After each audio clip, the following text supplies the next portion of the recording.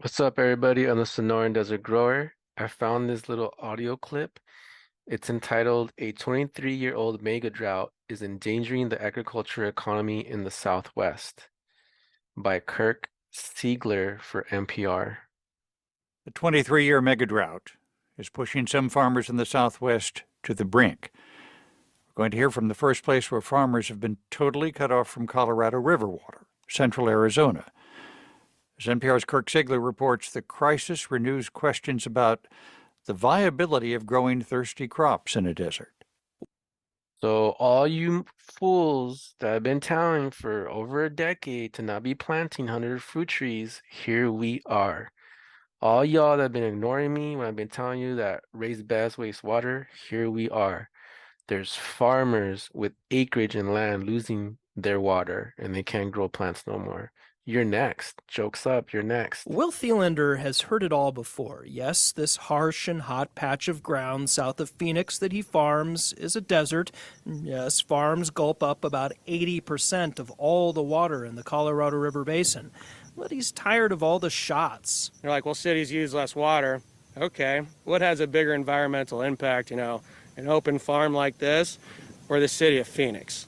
In Phoenix, Yeah, the city of Phoenix with all the grass and all the hundreds of fruit trees being planted and all that.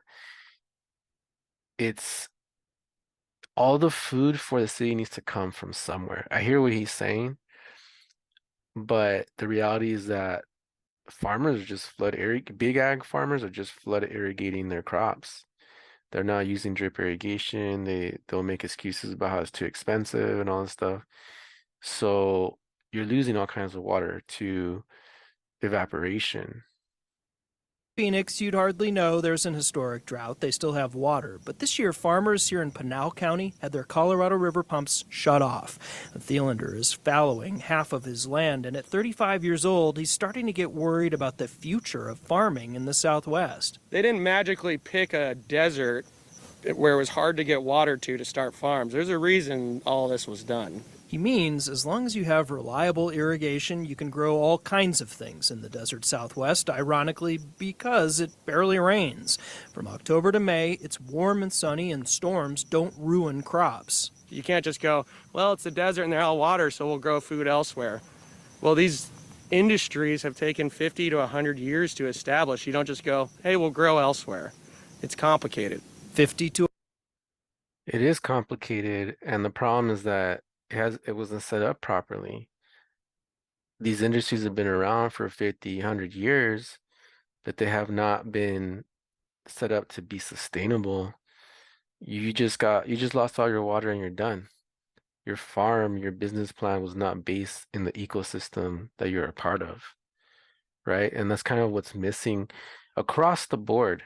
Whether we're talking with like a farmer in rural Arizona or someone who just a transplant from California or somewhere else who's into gardening and is watching YouTube videos and thinks that establishing a food forest means buying all kinds of fruit trees, exotic fruit trees, and putting raised beds. Like it's all part of the same problem. And that is we are wasting all this water because we are setting up inefficient systems that are not tied to the ecosystem we're a part of. There's a way to do this and do it so that we're growing more food with less water. 100 years ago, people thought the Colorado River was infinite, America's Nile, so they built a complicated and elaborate plumbing system of canals to create an enormous agricultural economy in the desert. This was also before the huge housing boom. And a lot of these tract homes were built on old farmland. The first thunders of man's determination to conquer the Colorado River. When the Hoover Dam was built and Lake Mead filled, cheap federally subsidized water allowed farmers to grow pecans in New Mexico, alfalfa and cotton in Arizona, greens and citrus in California. And so a vigorous modern culture replaces that of a bygone age in the Southwest. The wastes of strong native growth. So we're really talking the early 1900s, and there wasn't as many people living here in that time when they created the Roosevelt Dam and the Hoover Dam, Lake Mead, Lake Roosevelt. become vast irrigated citrus farms.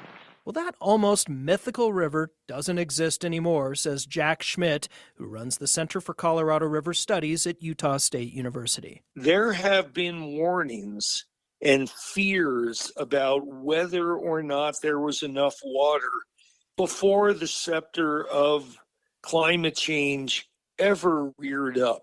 Schmidt says farmers in central Arizona particularly were always warned this day could come. Under the century-old river law, they're last in line for irrigation in a megadrought. Ted Cook manages the Central Arizona Project. It's a federal canal system built in the 60s so Arizona farmers could tap into excess Colorado River water. We are 2 years or less away from not being able to get any water past the dam in Lake Mead. That's pretty extraordinary. It's pretty extraordinary. So something has to be done.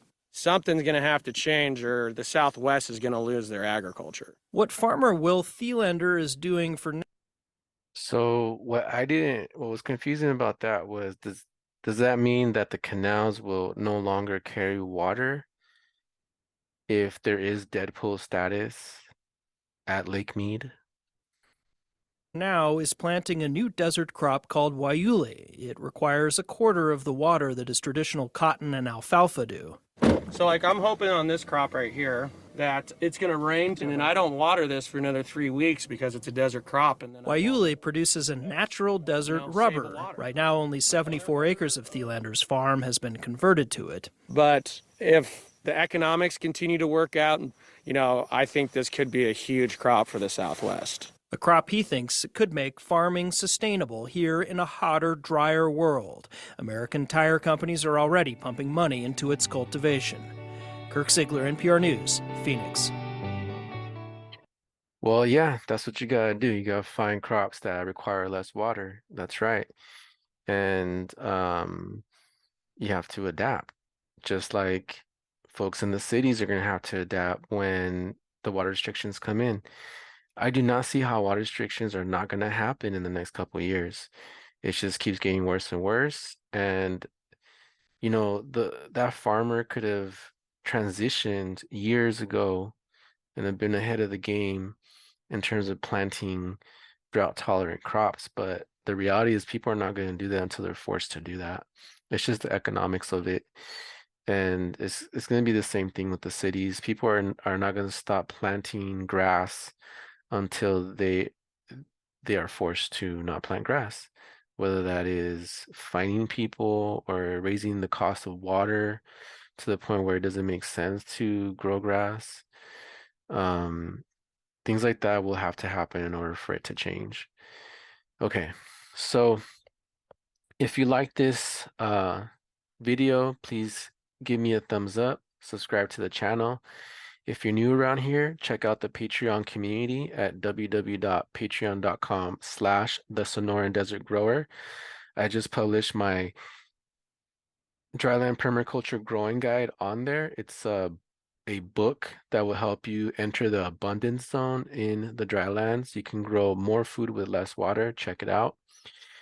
Thank you for watching the video, and I'll see you in the next one.